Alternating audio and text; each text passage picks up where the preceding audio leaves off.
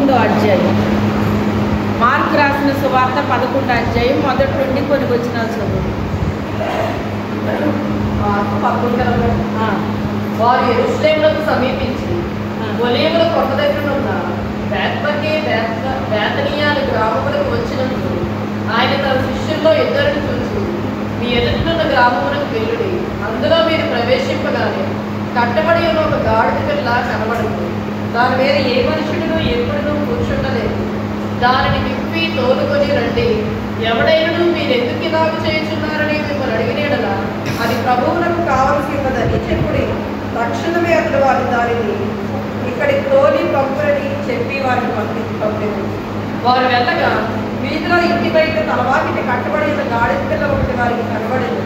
దాన్ని విప్పుచుండగా అక్కడ నిలిచిన వారిలో కొందరు మీరేమి చేయుచున్నారు, గాడిద పిల్లని ఎందుకు విప్పుచున్నారని వారిని అడిగిరి. అందుకు శిష్యులు యేసు ఆజ్ఞాపించినట్టు వారితో చెప్పగా వారు పోనిచ్చిరి. వారు ఆ గాడిద పిల్లని యేసు వద్దకు తోలుకొని వచ్చి తమ బట్టలు దానిపై వేయగా ఆయన దాని మీద కూర్చుండెను. అనేకులు తమ బట్టలను దారి పొడుగులను పరిచిరి.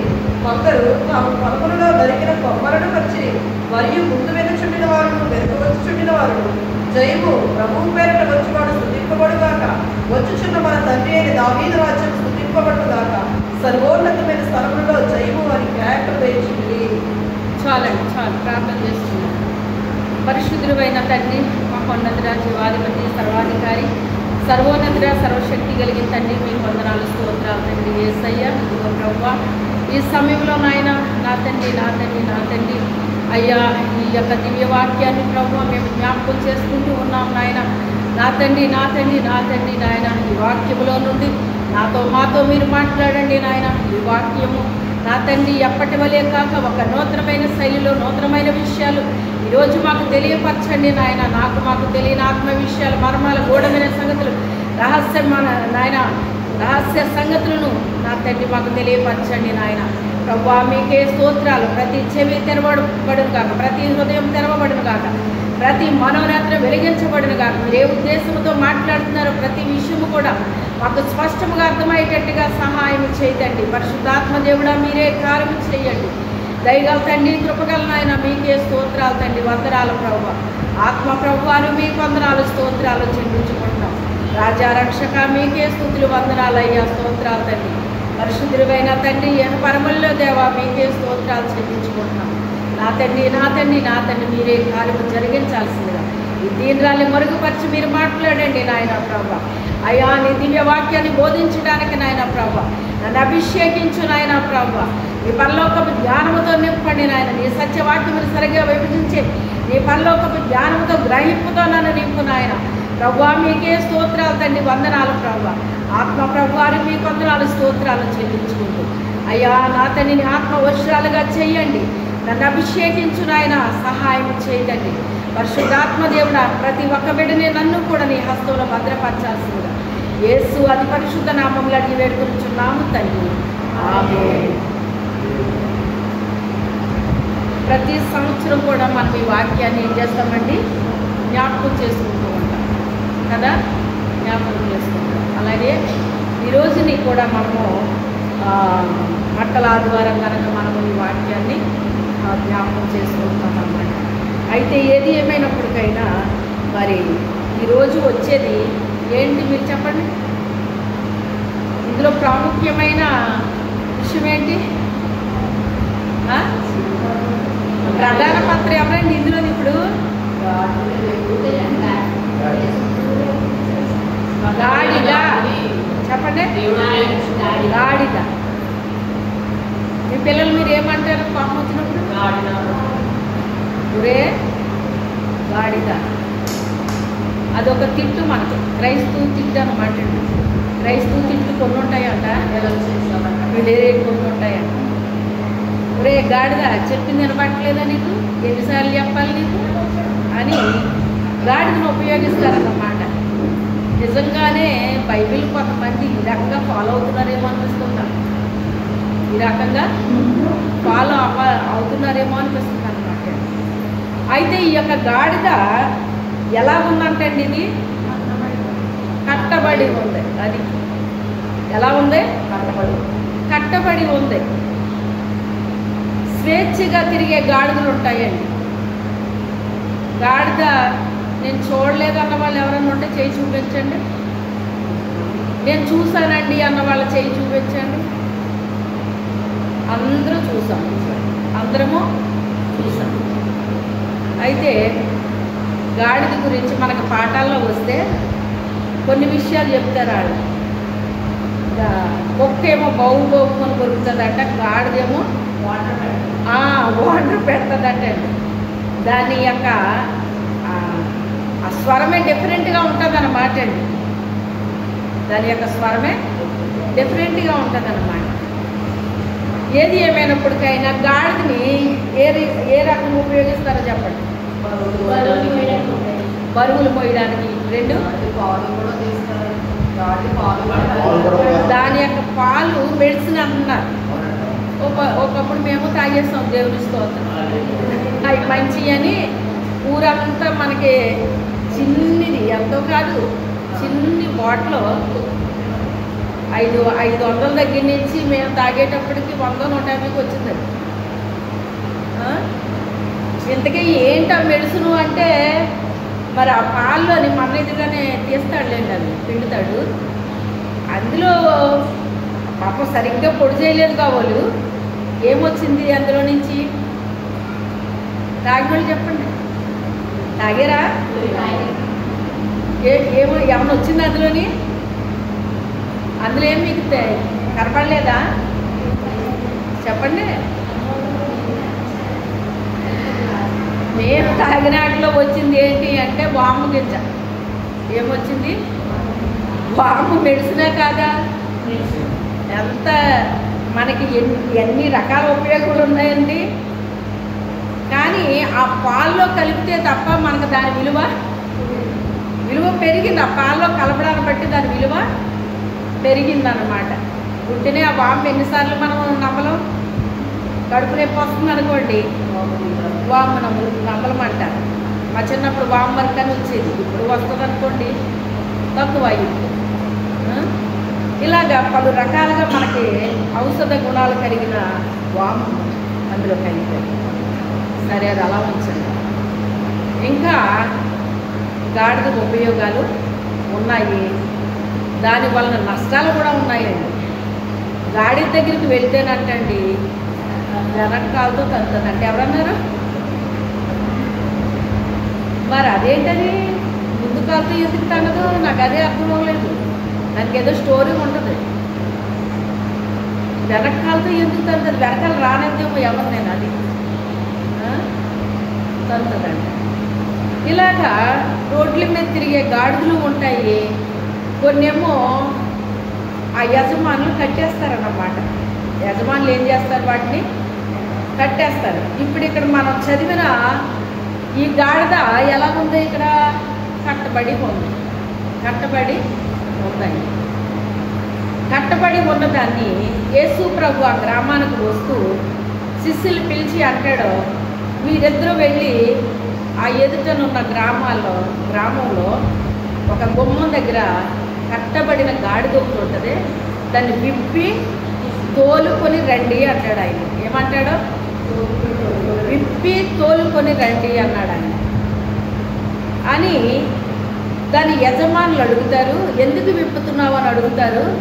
ఇది ప్రభువుకి కావాలట అని మీరు చెప్పండి, వాడే తోలేస్తాడు అన్నాడు. వాడే మీకు ఇచ్చేస్తాడు, తోలేస్తాడు అని. సరే అని చెప్పేసి ఒక్కళ్ళు వెళ్ళొచ్చు కదా, గాడిని తోలుకు రావడానికి ఎందుకండి చెప్పండి.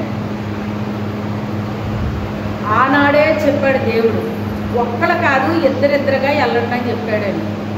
ఎప్పుడు చెప్పాడు ఈయన? ఒక్కళ్ళకంటే ఇద్దరు ఉండాలటండి. ఎప్పుడు కూడా ఒకళ్ళు పడిపోతే మరొకరు లేవనెత్తడానికి ఉంటారటండి. ఉందా లేదు ఈ వాక్యం? ఇద్దరు ఉండాలటండి. దేనికైనా ఇద్దరు ఉండాలట అని చెప్పేసి చెప్పాడు ఆయన. చెప్పినప్పుడు వాళ్ళు వెళ్ళారు. ఆయన అన్నట్టే ఆ యజమానులు వచ్చారు. ఏంట్రా దాన్ని ఇప్పుతున్నారు? అది మా గాడిద అన్నారట వాళ్ళు. ఏమోనండి, అదంతా మాకు తెలియదండి. మా యేసు ప్రభు వారు దాన్ని విప్పి తోలుకుని రమ్మన్నాడండి ఆయన అని చెప్పేటప్పటికి ఆ యజమానుడు సరే తీసుకెళ్ళండి అన్నాడు. తీసుకెళ్ళండి అంటే గాడిద కంటండి వాళ్ళు విప్పినప్పుడంట కూడా రాదంటండి. అది నన్ను విప్పేశారు, నేను ఇప్పుడు కట్టబడి లేను, నేను వాళ్ళ కూడా వెళ్ళాలి అని దానికి తెలియదటండి. అర్థమైందా? విప్పినా అది అలాగే నిలబడి ఉంటుందంట. గల కారణం ఏంటి? నేను ఇంకా బంధకాల్లోనే ఉన్నాను అనే ఫీలింగ్లో ఉంటుందటండి అది. అందుకే మీరు ఎవరికైనా సువార్త చెప్పినప్పుడు దేవుడి గురించి చెప్తారు. మీరు చెప్తే వాళ్ళు వింటారండి. విన్న తర్వాత వాళ్ళు మీరు ఏం చేయాలంట? మందిరానికి తోలుకు రావాలటండి. ఆ గాడిద ఏం చేయాలి? మందిరానికి తోలుకు రావాలి. దాని అంతటే మనం వెళ్తున్నాం కదా, మన వెనకాల అదే వస్తుందని మీరు అనుకుంటే అది అసలు రాదటండి. అసలు నేను విప్పబడ్డానన్న సంగతే దానికి తెలియదంట. నేను ఇంకా కట్టబడి ఉన్నాను, బంధింపబడి ఉన్నాను, బంధకాల్లోనే ఉన్నాను అని చెప్పి అది ఫీల్ అవుతూ ఉంటుందటండి. అందుకే ఆయన ఏమన్నాడు? ఆయన కట్టబడి ఉన్న దాన్ని విప్పి మీరు తోలుకొని రండి అన్నాడు ఆయన. ఆ యజమాన్ని తోలు తీసురమ్మని నా దగ్గరికి అని చెప్పలేదు. అంటే ఎవరికి ఆ అధికారాలు ఇచ్చాడో దేవుడు, ఎవరికి ఆ మాట చెప్పాడో వాళ్ళే ఆ పని చెయ్యాలండి. ఇప్పుడు మీలో నేను ఒకరికి ఒక పని చెప్పాను అనుకోండి, ఎవరు చేస్తారా పని? నేను ఎవరికి చెప్పానో వాళ్ళే చేస్తారు దాన్ని. అవునా కాదా? కొన్ని పనులు ఉంటే నేను ఒకరు చెప్తే ఇంకో కొంతమంది ఎవరో ఒకరు చెయ్యొచ్చు, అలా చేసే పనులు ఉంటాయి. కానీ నేను ఒక మనిషికి చెప్పిన పని అది ఇంకొకరికి చేసే పని కాదు, వాళ్ళు మాత్రమే చెయ్యాలి ఆ పని. అలాంటి కొన్ని పనులు ఉంటాయి. పనులు అనుకుంటాం కానీ పనుల్లో రకాలు ఉంటాయి. కొన్ని పనుల్లో రకాలు ఉంటాయి. అందుకే మీరు విప్పి తోలుకొని రండి అన్నప్పుడు వాళ్ళు విప్పేస్తే అది వెనకాల రాదు. దాన్ని ఏం చేయాలంట? తోలాలంటండి. ఏం చేయాలి? మన ఇంట్లో వాళ్ళు కూడా ఏం చేయాలి? తోలుకుని రావాలి మనం. లేదండి మా ఇంట్లో చక్కగా రెడీ చెప్తున్నారు అన్న వాళ్ళు హల్లెలూయా చెప్పండి. లేదండి నేను తోలుకుని వస్తున్నాను అన్న వాళ్ళు హల్లెలూయా చెప్పండి. ఏంటి ఆవిడ తోలుకొస్తున్నారా మీరు?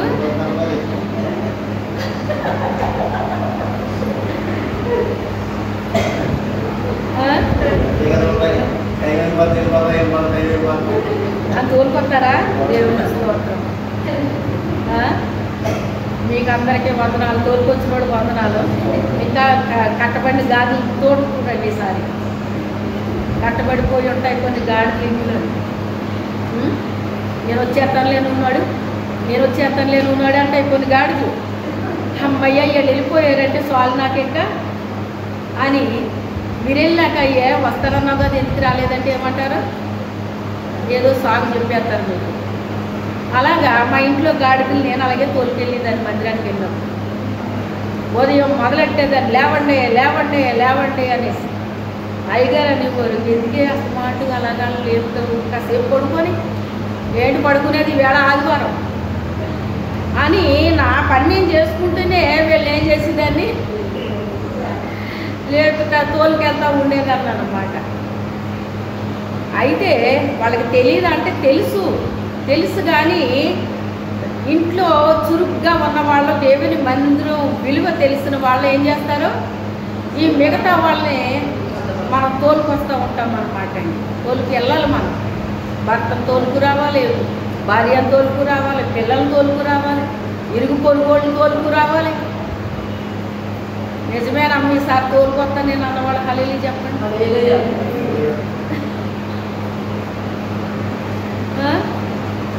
ఆ రీతిగా యేసు ప్రభు దగ్గరికి తోలుకొచ్చారట. ఎలా తోలుకొచ్చారు? దాన్ని శుభ్రంగా ఏం చేయాలి? కడగాలండి. ఏం చేయాలి? ముందు దాన్ని శుభ్రంగా నానబెట్టి తోమి కడగాలండి. ఎందుకు తోమి కడగాలి దాన్ని? ఉదయం నుంచి తోమేస్తున్నావు నన్ను అంటారు కొంతమంది. అంటున్నారా లేదా? ఏంటి తోముడు అంటే మీరు గమనించండి, స్త్రీలకు బాగా తెలుసు, పాత్రలో కొన్ని కడిగేస్తే సరిపోతుంది, కొన్ని ఆటలు తోమాలండి, కొన్ని ఆటలు ఎంత చాలా గట్టిగా తోమాల్సి వస్తుంది అన్నమాట, కొన్ని వాడాల్సిన అవసరం కూడా ఉంటుంది అన్నమాట అండి. మచ్చల్లో డాగులు ఇలాంటివి కొన్ని పట్టినప్పుడు అవి బాగా తోమాల్సి ఉంటుంది అనమాట. వేరే వేరే వాటిని కూడా వాటికి ఉపయోగించాలి ఆ మచ్చలు పోవాలంటే. తోమి దాన్ని ఏం చేయాలి, కడగాలి. అలాగే ఇది ఏం చేసింది అంటే ఎప్పుడైతే కట్టబడిపోయిందో, కొన్ని పరిస్థితుల్లో అది కట్టబడిపోయిందో అదే స్థితిలో అది తిరుగుతూ ఉంటుంది, అక్కడే తిరుగుతుంది, ఆ రాటి చుట్టే తిరుగుతుందటండి. ఎందుకంటే దానికి స్వేచ్ఛ లేదు, స్వతంత్రం లేదు దానికి. అందుకని దాని చుట్టే తిరుగుతుంది, దాని చుట్టే తిరుగుతుంది, దాని చుట్టే తిరుగుతుంది. దాన్ని చుట్టూ తిరిగినప్పుడు దానికి ఏం జరుగుతుంది అంటే 1 or 2 కూడా ఎక్కడే ఉంటున్నాయి, అక్కడే. అది 1 అయినా అక్కడే, 2 అయినా అక్కడే, దానికి తిండి అయినా అక్కడే, దాని పడకైనా అక్కడే. అసలు ఎంత దారుణంగా ఉంటుంది మీరు ఆలోచించండి. ఆ పరిస్థితిని మనం ఆలోచిస్తే ఎంత రోత జీవితం అండి అది. మనిషి దేవుడి దగ్గరికి రాన క్రితము మనిషి యొక్క జీవితం ఇలాగ ఉంటుందండి. హల్లెలూయా. ఎలా ఉంటుంది? రోత జీవితం అండి. ఆ రోతల్లోనే ఉంటారండి. వాళ్ళకి రోత అనేటువంటిది అలవాటు పడిపోతారు. ఇంకా కొంతకాలానికి ఏమైపోతారు, వారు అలవాటు పడిపోతారండి. అలవాటు పడిపోయి వాళ్ళకి ఇంకా బయట నుంచి వచ్చిన వాళ్ళకి ఆ వాసన వస్తుంది, కానీ వాళ్ళకి తెలియదండి, ఆ స్మెల్ తెలియదండి. ఒకే స్మెల్ని అలా మనం పీలుస్తుంటే మనకు అలవాటు అయిపోతుంది అంట. తెలుసా మీకు? లేకపోతే ఎలా తెలుస్తుంది మరి? మనిషి దేవుని దగ్గరికి రానంత వరకు కూడా రోత జీవితంలో, రోత బ్రతుకులో అతను ఏం చేస్తాడు? బ్రతుకుతూ ఉంటాడు. ఆ రోత అనేటువంటిది బయట వ్యక్తికి తెలుస్తుంది, కానీ ఆ వ్యక్తికి తెలియదండి. తెలియకపోతే ఏం చెయ్యాలి అంటే ఆ కట్లు విప్పాలి మనం. దుర్మార్గులు కట్టిన కట్లను విప్పుటే మీరు చేసే ఉపవాసము అంటాడు. ఎవరు రాశారు ఇది? యెషయా గారు రాస్తున్నాడు. ఉపవాసం ఉండడం కాదంట. ఉపవాసం అంటేని కొంతమంది ఏం చేస్తారట? కట్లతో, దుర్మార్గులు కట్టిన కట్లు. ఎవరు కడుతున్నారంట కట్లు? దుర్మార్గులు కడుతున్నారంటే. ఆ కట్టిన కట్లను విప్పుటే నాకు ఇష్టమైన ఉపవాసం అంటాడు ఆయన. ఆయనకి ఇష్టమైన ఉపవాసం అంటాడు. వాళ్ళ ఉపవాసం చేశారా? చేయలేదు. కానీ ఒక గాడిదని ఆ కట్లతో ఎప్పుడైతే మనం విప్పామో మనం ఉపవాసం చేసిన లెక్కలోకి మనం వస్తున్నామంటండి. ఉపవాసం చేసిన లెక్కలోకి మనం వస్తున్నామంట. దాన్ని విప్పాలి. దానికి అప్పటి వరకు ఉన్న రోతలు అవి ఇవి తన యొక్క శరీరం అంతా అడ్డుపోతాయి. అవి వాటిని ఏం చెయ్యాలి అంటే పచ్చిగా ఉన్న దాన్ని కడగడం సులువ, ఆరిపోయిన దాన్ని కడగడం సులువ?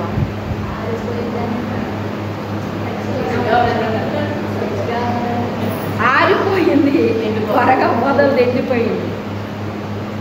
అందుకని దాన్ని మొదట ఏం చేస్తారు? మీరైనా పాత్రలు తోమేటప్పుడు ఏం చేస్తారు? మీరు అప్పటికప్పుడు కడిగేసేదాన్ని కడగడం సులువు, కానీ ఆరిపోయిందని కడగడం కష్టం. కనుక మీరు ఏం చేస్తారంటే నీళ్లు జల్లుతారు వాటి మీద. ఏం చేస్తారు? నీళ్లు జల్లుతారు. జల్లినప్పుడు అది నానుతుంది అన్నమాట, త్వరగా వదులుతుంది. అంతే తప్ప మనం నీళ్లు జల్లకుండా దాన్ని ఎంత మీరు తోముదామని ప్రయత్నం చేసినా చాలా కష్టం అవుతుంది, కానీ చాలా టైం తీసుకుంటుంది, చాలా కష్టం అవుతుంది, అవన్నీ జరుగుతాయి. నీళ్లు జల్లాలి దాని మీద. ఏం చెయ్యాలి? నీళ్లు జల్లాలన్నమాట. వాక్యం అనే నీళ్ళు ఏం చేయాలి? జల్లాలి వాళ్ళ మీద. జల్లినప్పుడు వాళ్ళకున్న అదంతా కూడా నానడం మొదలు పెడుతుందట. ఏమవుతుంది? అది నానడం మొదలు పెడుతుంది. అప్పుడు దాన్ని తీసుకెళ్ళి కాలువలో శుభ్రంగా తోమి కడుగుతుందంటండి. అది ఏం చేస్తుందంటే, ఆ రోత జీవితం నాకు ఎంత బాగుందో, నా ఫ్రెండ్స్ ఎంత మంచోళ్ళు, నన్ను ఎంత ప్రేమిస్తారు వాళ్ళు అని చెప్పి ఇదేం చేస్తుందంటే, ఎప్పుడైతే తోముతుంటే దానికి నొప్పి వస్తూ ఉంటుందండి. గమనించండి, కడిగితే నొప్పి రాదు, తోముతుంటే నొప్పి వస్తుంది అనమాట. ఏంటే బాబు పొద్దు నుంచి తోమేస్తున్నాం, విసిగించేస్తున్నాం అంటారు. అయితే మీరు దాన్ని శుద్ధి చేస్తున్నారు. తోముతున్నారంటే ఏం చేస్తున్నారు? దాన్ని శుద్ధి చేస్తున్నారు. అందుకే దానికి నొప్పి పుడతా ఉంటుంది. నొప్పి పుట్టి అది ఏం చేస్తుందంటేనంట వెనక్కి కలుతుంతా ఉంటుందంట. మీరు గమనించండి, తోకతోటి విసురుతుందండి. అది తోకతో విసిరినప్పుడు ఆ తోక దెబ్బ తినాలి కదా వాళ్ళు. తినాలా వద్దా? తినాలి. తోక దెబ్బలు తినాలి, ఎడమకాలు వెనక నుంచి తన్ని నా దెబ్బలో తినాలి. కానీ మరి ఏం చెప్పారు ప్రభు? దాన్ని తోలుకొని రండి అన్నాడు కనుక ఆ దెబ్బలన్నీ భరించాలి. ఏం చెయ్యాలి? భరించాలి. అది తన్నినా భరించాలి, తోకతో కొట్టినా భరించాలి, ఏం చేసినా భరించాలన్నమాట. ఆ రీతిగా దాన్ని మొత్తం మీద నానబెట్టి తోమి కడిగి దాన్ని నీట్గా పైకి తీసుకొచ్చి అప్పుడు యేసు ప్రభు దగ్గరికి తీసుకురావాలని. అది ఎంత బాధ్యత మరి ఒక మనిషికి. ఆయన దగ్గర ఉన్న వాళ్ళు అందరినీ పంపేశాడా తోలుకురమ్మని? శిష్యుల్ని పంపించాడండి. శిష్యులకి ఇచ్చాడు అధికారాన్ని. శిష్యులు వెళ్ళి తోలుకొచ్చినందుకు తోక దెబ్బలోనే కన్నులు నింపుతాను. అవునా కదా? అయ్యేదాన్ని. అయినప్పటికైనా ఆ దెబ్బలు తింటూనే అది దాన్ని విడిచిపెట్టలేదండి. మీరేం చేస్తారంటే, రండి అన్నటప్పుడు నాకు ఇప్పుడు ఖాళీ లేదు మీరు వెళ్ళిరండి అంటే మీరు వెంటనే వాళ్ళు చేస్తారు. వాళ్ళ తన్నులు తినరు మీరు, వాళ్ళ దెబ్బలు తినరు మీరు. నాకు ఎందుకు వచ్చింది,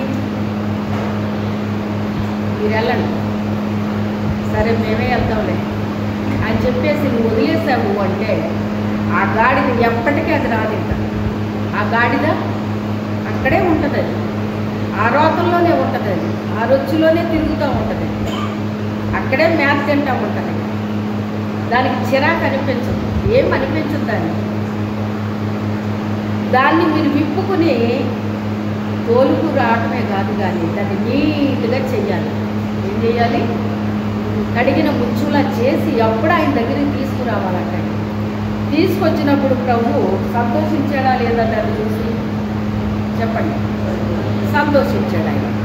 సంతోషించి ఇప్పుడు దాని మీద పట్టు వస్త్రాలు వేశారటండి. ఆ గాడిద మీద ఏం వేశారు? పట్టు వస్త్రాలు వేశారటండి. ఇప్పుడు ఆయన ఎక్కడ కూర్చున్నారు? గాడిద మీద కూర్చున్నారు. ఆ పట్టు వస్త్రాల మీద ఆయన. మీరు గమనించండి, ఆ గాడిదకి ఆ పట్టు వస్త్రాలు అనేటువంటిది ఎప్పుడైనా తెలుసా? తెలియదు. దాని విలువ తెలియదు. కానీ ఇప్పుడు దాని రేంజ్ పెరిగిందా లేదా? అసలు పట్టు వస్త్రం అనేటువంటిది తెలుసా దానికి? తెలియదు. కానీ ఎప్పుడైతే అది కట్టబడిన పరిస్థితి నుంచి విడుదల పొంది ఎవరైతే తన దగ్గరికి పంపించారో వాళ్ళ తోమినప్పుడు, కడిగినప్పుడు వాళ్ళకి గాయం చేసింది, వాళ్ళకి దెబ్బలు తిన్నారు. వాళ్ళు ఎన్ని చేసినప్పటికైనా విడిచిపెట్టకుండా వాళ్ళ తోలుకుని వచ్చి యేసు ప్రభు చేతికి దాన్ని ఏం చేశారు? ఆయన వాళ్ళు అప్పగించారంటే బాధ్యత తీసుకున్నారు. ఒక వ్యక్తిని దేవుని మందిరానికి నడిపించాలి, దేవునిలో ఉపయోగపడేటట్టుగా చెయ్యాలి అంటే వాళ్ళ ద్వారా మనం చాలా అనుభవించాల్సి ఉంటుందండి. అవునా కాదా? చాలా అనుభవించకుండా ఒక వ్యక్తిని ప్రభువుకి మనం అప్పగించలేమండి.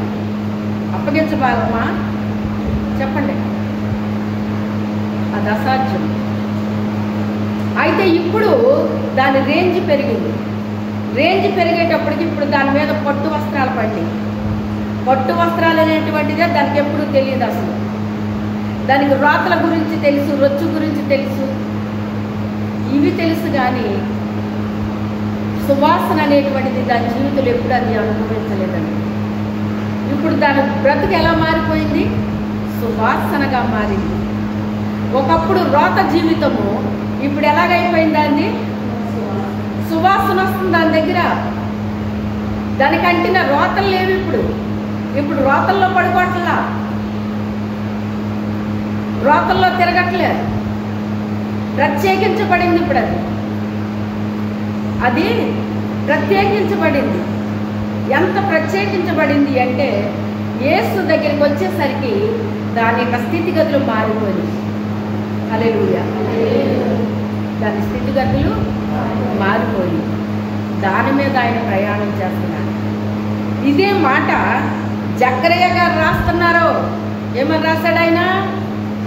జకర్యా 9:9 ఏమని రాశాడు?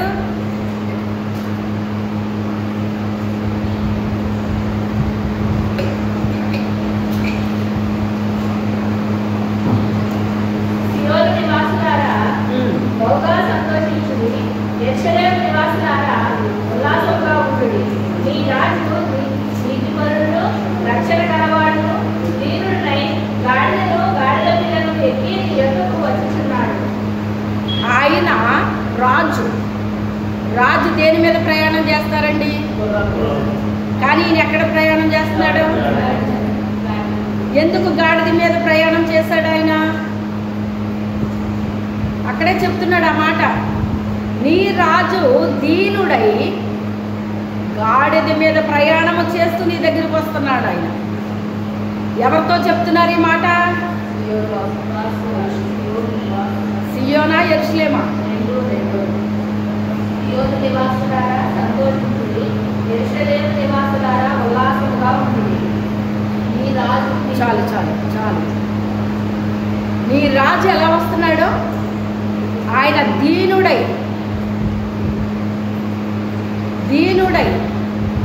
ఈ గాడిదను ఉపయోగించుకోవాలి అంటే ఆయనకి దేన మనసు లేకపోతే మనలాంటి గాడిదలు ఆయన ఉపయోగించుకుంటాడా? చెప్పండి. మనలాంటి గాడిదలు ఆయన ఉపయోగించుకుంటాడు. గుర్రాలను ఉపయోగించుకుంటాడు ఆయన. ఎవరినై? గుర్రాలను. కానీ గుర్రాలే కాదు, గాడిదను కూడా ఉపయోగించుకున్నాడండి. ఆ గాడిదను ఉపయోగించుకోవడం వలన ఆయన దీనత్వం అక్కడ మనకి అర్థమవుతుంది. దీనత్వము అర్థమవుతుంది.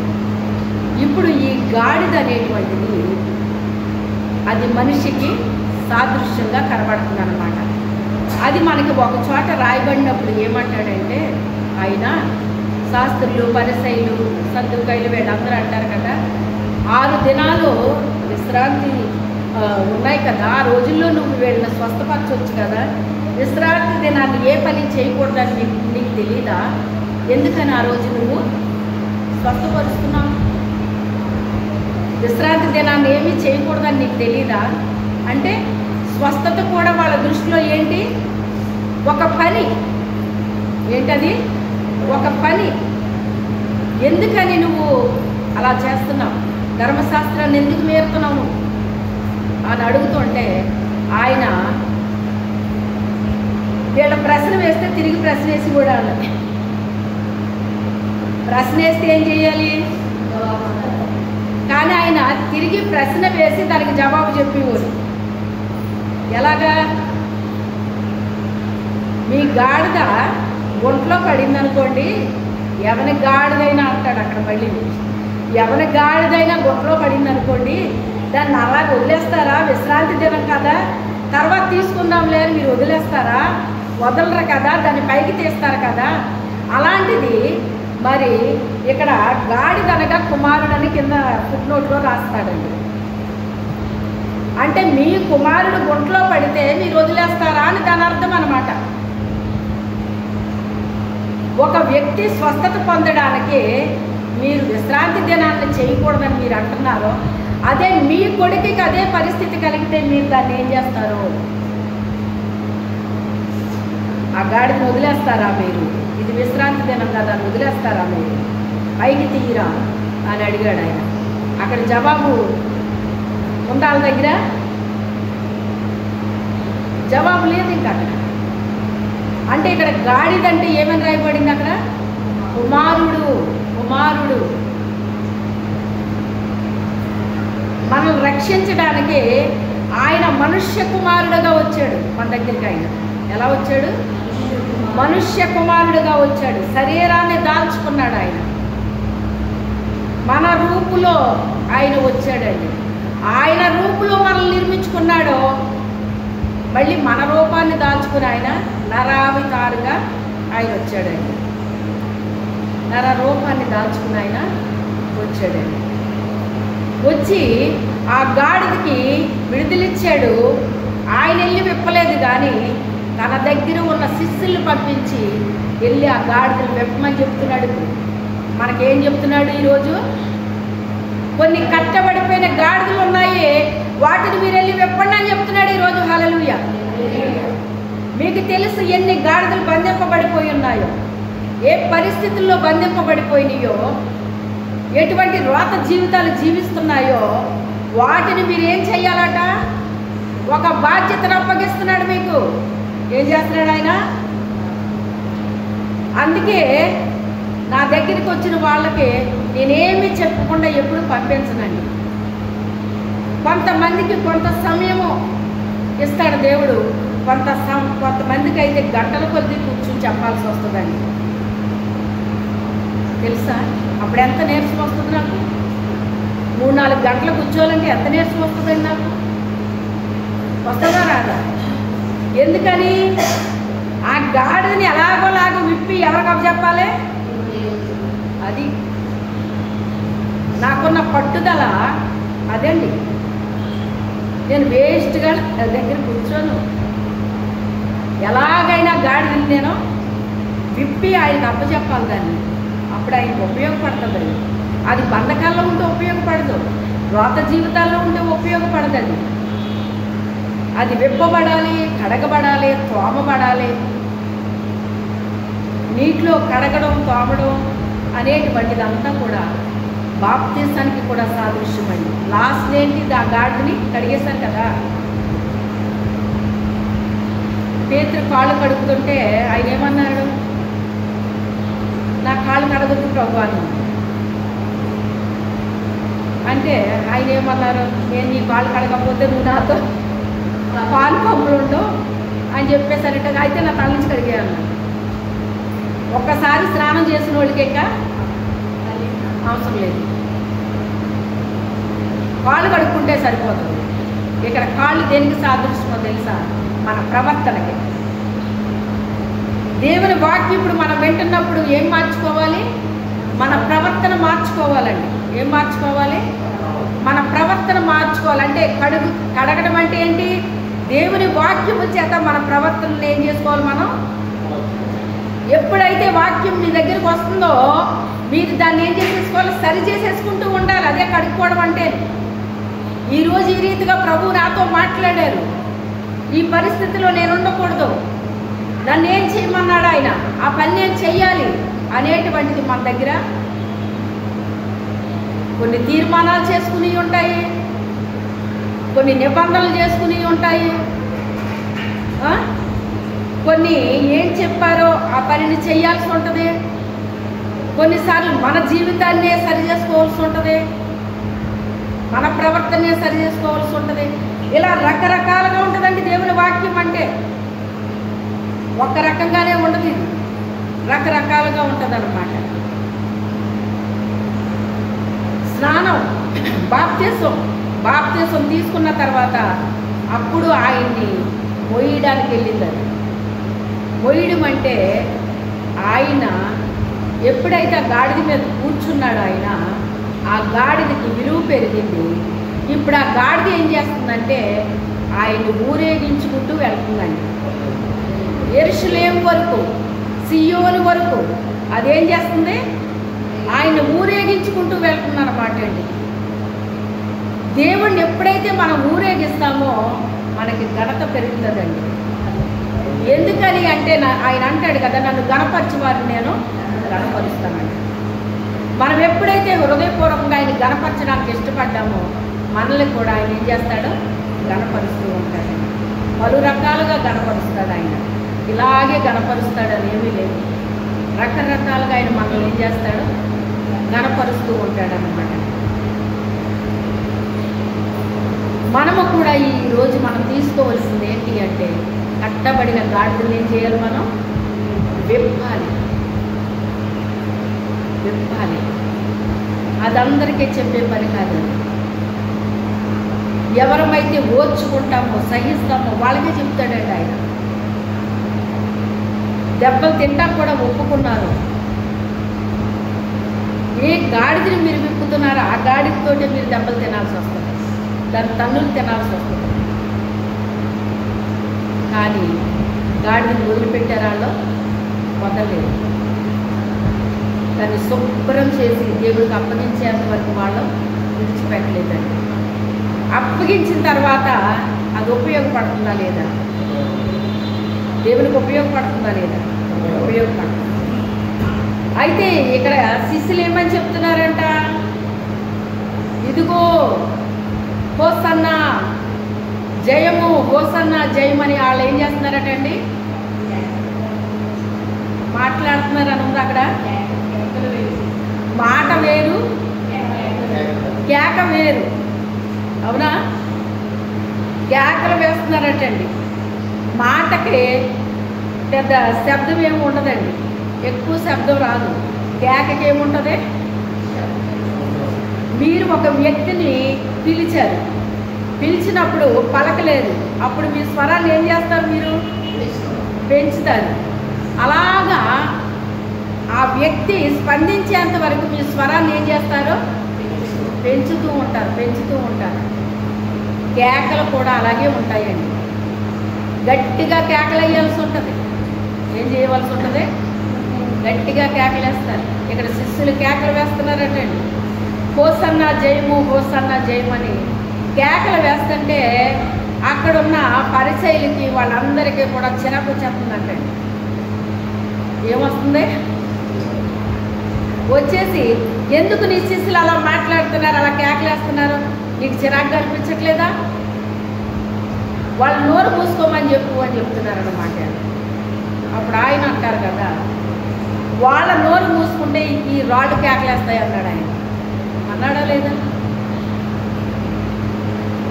అంటే రాళ్ళు అనగా రాతి హృదయాలండి, అన్యజనులండి. ఎవరో ఒకప్పుడు రాతి హృదయం కలిగిన వ్యక్తుల్ని దేవుడు తన వాక్యం అనే సుత్తితో బద్దలు కొట్టినప్పుడు ఆ రాయి కాస్త ఏమైపోద్ది, మెత్తగా అయిపోద్దండి. మెత్తన మనసు అయిపోయి అందులో వాక్యం పనిచేయడం ప్రారంభిస్తుంది. మెత్తన మనసులో ఒక విత్తనం వేస్తే ఆ మెత్తన నేలలో పడి ఏమవుతుందండి, ఒక రాతి నేలలో విత్తనం వేస్తామనుకోండి, అది మొలకెత్తుగా. అదే మెత్తన నేలలో మనం విత్తనం వేస్తామనుకోండి, అదేమవుతుంది. అలాగే రాతి హృదయాలను కూడా దేవుడు ఏం చేస్తాడంట, పగలు కొడతాడటండి. ఏం చేస్తాడు, పగలు కొడతాడు అన్నమాట. పగలు కొట్టిన తర్వాత దాన్ని ఏం చేస్తాడు ఆయన,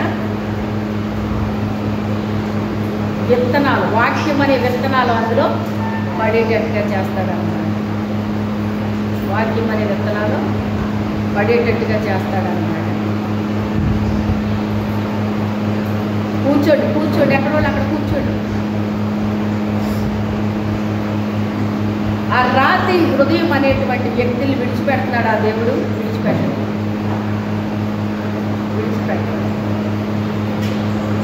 ఆ రాళ్ళని కూడా ఆయన ఏం చేస్తానంటున్నాడు, వేళ్ల వలన, ఈ రాళ్ల వలన అబ్రహాముకి సంతానాన్ని నేను కలుగు చేస్తానంటున్నాడు. మీరు అనుకుంటున్నారు మేము అబ్రహాము సంతానము, మేము పరలోక రాజ్యానికి వెళ్ళిపోతాము అని చెప్పేసి మీరు అనుకుంటున్నారు. కానీ నేనేం చేస్తాను, మీరు వంశ పారంపర్యంగా అబ్రహాము పిల్లలని మీరు అనుకుంటున్నారు, కానీ వంశ పారంపర్యంగా కాదు. దేవుని యందు విశ్వాసం ఉంచిన వాళ్ళు ఏమవుతారట, అబ్రహాముకి పిల్లలు అవుతారు. ఆయన విశ్వాసులకు తండ్రి. ఆయన విశ్వాసులకి తండ్రి. ఆయన యోహాను గారు రాస్తే ఏమంటున్నాడు? ఎందరూ తను అంగీకరించిన వాళ్ళందరికీ ఆయన పిల్లయ్యే అధికారం ఇస్తానన్నాడు. ఆయన యందు మనం విశ్వాసం ఉంచాలండి. ఆయన యందు మనము విశ్వాసం ఉంచాలి. వాళ్ళ ఊరుకుంటే రాళ్ళు కేకలేస్తాయి అని చెప్పాడు ఆయన. ఆ తర్వాత ఆ యెరూషలేముకి వెళ్తుంటే ఆయన ఎందుకు వస్తున్నాడో కూడా వాళ్ళకి అర్థం అవ్వలేదంటండి. మన మధ్యకి కూడా దేవుడు వస్తాడు తెలుసా మీకు? మన మధ్యకి కూడా దేవుడు వస్తాడు. చాలామంది సేవకులు అంటే అది నిజమేనండి, అంటే జరగలేదు కాదు, ఇది జరిగిన విషయమేనమాట అండి. అప్పుడప్పుడు కొన్ని మందిరాలను దేవుడు దర్శిస్తాడటండి. ఆ దర్శించినప్పుడు ఒక పేద వ్యక్తిలాగా రావచ్చంట, లేకపోతే అలాగా ఒక అనారోగ్యంతో ఉన్న వ్యక్తిలాగా కానీ ఇలా పలు రకాలుగా వస్తారటండి. వచ్చినప్పుడంట మరి కొన్ని మందిరాల్లోకి వెళ్ళినప్పుడు వాళ్ళని ఏమాత్రం పట్టించుకోరటండి. వాళ్ళ పక్కన కూర్చోడానికి కూడా ఇష్టపడరట కొంతమంది. ఆ రీతిగా చేసినప్పుడంట ఒక చిన్ని పిల్లలో, అందుకే మీరు బిడ్డల మనస్సులాగా ఉండాలి మీ మనసు అంటాడనమాట. చిన్ని పిల్లలు మీరు చూసారో లేదో కానీ వాళ్ళు అప్పుడే దెబ్బలాడేసుకుంటారు, అప్పుడే మాట్లాడేసుకుంటారండి. ఇదిగో నేను కొట్టాడు కదా నువ్వు వెళ్ళకడ్డు కానీ తల్లి చెప్తే తల్లి అలా లోపలికి వెళ్తుంది, వీళ్ళిద్దరు కూర్చొని మాట్లాడుకుంటారు. మళ్ళీ తర్వాత చూసేటప్పటికి ఇద్దరు కొట్టేసుకుంటారు, జుట్లు పట్టుకుంటారు. మీరు వెళ్ళి వాళ్ళు ఎడతీస్తారు. మీరిద్దరూ చోట కూర్చోండి చెప్పారు కదా, మీరిద్దరూ చోట అని మళ్ళీ చెప్పి మీ పనులు మీరు ఉంటారు. వాళ్ళిద్దరూ మళ్ళీ కలిసి కూర్చుంటారు, ఒకడికొకటి తినిపించుకుంటాడు. ఒరే ఇది తినరా, ఇది చాలా బాగుంది. అవునా కాదా? బిడ్డల మనసు అండి, చిన్ని పిల్లల మనస్తత్వం అలా ఉంటారు. అందుకే బిడ్డల మనస్సు కలిగి మీరు ఉండాలి అని చెప్తాడన్నమాట. చిన్న పిల్లల మనసు అంట ఉండాలంటండి మనం. అలాంటి వారిదే దేవుని యొక్క రాజ్యము అంటారు. దేవుని యొక్క రాజ్యము అంటారు. వాళ్ళకి ఏమాత్రం అర్థం అవ్వలేదటండి. యెరూషలేమా యెరూషలేమా, నిన్ను దర్శించు కాలము నువ్వు ఎరుగకుంటివి. దేవుడు మనల్ని దర్శించడానికి వస్తాడు. వచ్చినప్పుడు అంట దేవుడు వచ్చాడని తెలియదట. నేను మందిరంలోనైనా ఇంటి దగ్గర అయినా నా ప్రార్థన, అంటే ఇంటి దగ్గర అయితే నా పర్సనల్ ప్రేయర్ ఉంటుంది. ఆ ప్రార్థనలో కూర్చున్నప్పుడు, నేను పాట పాడుతున్నప్పుడు కానీ, వాక్యం చదువుతున్నప్పుడు కానీ, ప్రార్థన చేస్తున్నప్పుడు కానీ దేవుని యొక్క అభిషేకం నా మీదకి ఇస్తూ ఉంటుంది అన్నమాట. నేను అనుభవిస్తూ ఉంటాను. దేవుడు ఎక్కడున్నాడు? ఆయన నా దగ్గర ఉన్నాడు. ఆయన నా దగ్గర అని చాలా ఆనందిస్తానన్నమాట. ఈ పాపంట ఆయన్నెవ్వరూ పట్టించుకోకపోవడం, ఆయన్ని ఎవరో దగ్గరికి రానివ్వకపోవడం, ఇవన్నీ చూసి తల్లి దగ్గరికి వెళ్ళి అమ్మ ఆయన మన ఇంటికి తీసుకెళ్దామా అని అడిగిందంట. ఏమ్మా అంటే ఆయన ఎవరు పలకరించట్లేదమ్మా, ఆయన దగ్గర ఎవరు కూర్చోవట్లేదమ్మా, మన ఇంటికి తీసుకెళ్దామా ఆయన్ని అన్నారు. అలాగేనమ్మా అని అప్పుడు మా ఇంటికి రండి అని వాళ్ళ ఇంటికి తీసుకెళ్ళి ఆయన భోజనం పెట్టారంట. ఏం చేశారు? ఇప్పుడు మనం ఇంటికి వెళ్ళి ఏం చేద్దాం? భోజనం పెట్టారంట. ఆ భోజనం దగ్గర కూర్చుని ఇలా రామ్మాని ఆ అబ్బాయిని పిలిచి ఆశీర్వదించి అదృశ్యమైపోయాడట. చాలామంది దేవుడు అంటే దేవుడిలాగే వస్తాడేమో అనుకుంటారండి. చాలామంది పలు రకాలుగా వస్తాడండి ఆయన, మనకు తెలీదు. ఆయన ఆయన దేవుళ్ళ వద్దు. అసలు ఎవరో వదిలేసుకుంటారండి ఆయన్ని? చెప్పండి, ఎవరు వదిలేసుకోరు.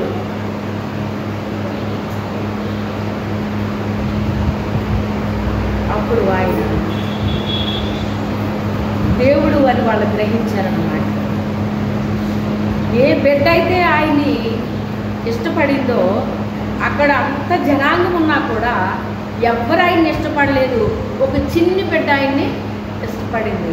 అందుకే ఆ బిడ్డని బ్లెస్ చేసి ఆయన అదృష్టమయ్యారు. ఆయన ప్రభువు ఏమనుకున్నారు? వాళ్ళ పేదవాడు, వాళ్ళు పేదవాడు అని గ్రహించారు. కానీ ఎవరికి దొరికింది ఆ బ్లెస్సింగ్? ఒక చిన్ని బిడ్డకు దొరికిందంట. అది ఎవరికి దొరికింది? ఒక చిన్న బిడ్డకు దొరికింది అన్నమాట. మన జీవితాల్లో కూడా దేవుడు అనేక మార్లు దర్శిస్తూ ఉంటాడండి. దర్శిస్తుంటే మనకు అర్థమవుతుందా? ఆలోచించుకోండి, మనకు అర్థమవుతుందా?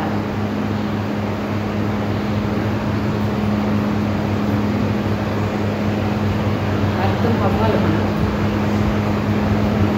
నిన్ను చాలాసార్లు దర్శించాను యెరూషలేమా, ఇదిగో నీ దగ్గరికి వచ్చాను నేను, కానీ నువ్వు నన్ను ఎరుగకుంటివి. ఎందుకని ఎరగలేదట? తన కన్నులు మూయబడ్డాయటండి. ఆత్మీయయాత్రలో మూయబడ్డాయట. అందుకే గ్రహించుకోలేకపోతుందంటండి. ఆయన వస్తున్నారంటే కానీ దానికి అర్థం అవ్వట్లేదు. యెరూషలేముకి అర్థం అవ్వలేదు. ఒక గాడిద పొందుకుంది ఆ యొక్క యోగ్యతని. ఆయన్ని తీసుకెళ్ళడానికి, ఆయన్ని మోసుకెళ్ళడానికి, ఆయన కీర్తి ప్రతిష్టలు ప్రకటించడానికే అది ఇష్టపడింది. కానీ ఆయన ఇష్టపడిన యెరూషలేము సీయోను ఆ పనిని చేయలేకపోతున్నాడు. యెరూషలేమా యెరూషలేమా, నిన్ను దర్శించిన కాలము నువ్వు ఎరుగకుంటుంది. ఆయన మనల్ని దర్శిస్తున్నప్పుడు మనం గ్రహించగలుగుతున్నామా? ఆయన మాట్లాడుతుంటే మనం చెవి యొగ్గి ఆలకిస్తున్నామా? ఒక చెవితో విని ఒక చెవితో వదిలేస్తున్నామా? ఎప్పుడు వచ్చే వాక్యమే కదా ఇది, ఎప్పుడు వినే వాక్యమే కదా ఇది అని అశ్రద్ధగా ఉంటున్నారా? ఆలోచించుకోండి. ఆయన మనతో ఊరికినే మాట్లాడండి. ఆయన వినుటకు శక్తి కొలది. వాళ్ళు వినడానికంటే చెవికి ఏం కావాలంటండి? శక్తి ఉండాలంట. వినడానికి శక్తి ఉండాలంటండి. దేవుని మాటలు చెప్తుంటే కొంతమందికి ఎంత చిరాకుగా ఉంటుందో అండి. అక్కడ కూర్చోలేరండి, ఆ మాటలు వినలేరండి. చాలా రకాలుగా ఉంటారండి. మా ఆత్మీయ తల్లి గారి దగ్గరికి వెళ్ళినప్పుడు అండి, మేమిద్దరం కూర్చుని మాట్లాడుకుంటుంటే, ఆవిడ నేను దేవుని గురించి మాట్లాడుకుంటుంటే మాకు టైం తెలిసేది కాదండి. కొన్నిసార్లు అయితే చిమ్మ చీకట్లో కూర్చుని మేము మాట్లాడుకునేవాళ్ళం. అంటే దాని అర్థం ఏంటో తెలుసా? మా చుట్టూ ఆ వెలుగు ప్రకాశించేది కాబట్టి మాకు తెలియదు. మాకు వెలుగే ఉండేది, మేము వెలుగులోనే ఉన్నాం మేము. కానీ చీకటి పడిపోయింది అక్కడ. మాకు చీకటి తెలుస్తుందా? ఎందుకు తెలియట్లేదు? వెలుగైన ఆయన మా చుట్టూ ఆయన ఆవరించేశారు. ఆవరించడంలో మాకు వెలుగుగానే అనిపించింది, కానీ బయట చీకటి పడిపోయింది. అప్పుడు అది ముగించేటప్పటికి చూస్తే అంత మొత్తం చీకటి. బాబు ఏంటి ఎంత చీకటి పడిపోయిందా? అప్పుడు నేను మా ఇంటికి వెళ్ళాను, మా ఊరు వెళ్ళాను. నేను మా అమ్మగారి ఇంటికి వెళ్ళినప్పుడు ఎప్పుడు నేను మా ఆత్మీయ తల్లిదండ్రుల దగ్గరికి వెళ్ళకుండా నేను ఎప్పుడు ఇంటికి వెళ్ళేదాన్ని కాదు. వారి దగ్గరికి వెళ్ళి మా పాస్టర్ గారితో కంటే మా పాస్టర్ అమ్మ గారితో ఎక్కువ కూర్చొని మాట్లాడడానికి ఇష్టపడేదాన్ని.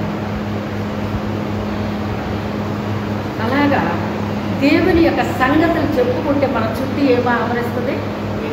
దేవుని యొక్క వెలుగు, ఆయన ప్రసన్నత, ఆయన మహిమ ఆవరిస్తుందండి. అందుకే అంటాడు నా యందు భయభక్తులు కలిగిన వారు ఇద్దరు దేవుని గురించి మాట్లాడుకుంటుంటే ఆయన ఏం చేస్తాడట? చెవి యొక్కి, అంటే శ్రద్ధగా ఆలకిస్తాడనమాట. చెవి యొక్కడం అంటే ఏంటి?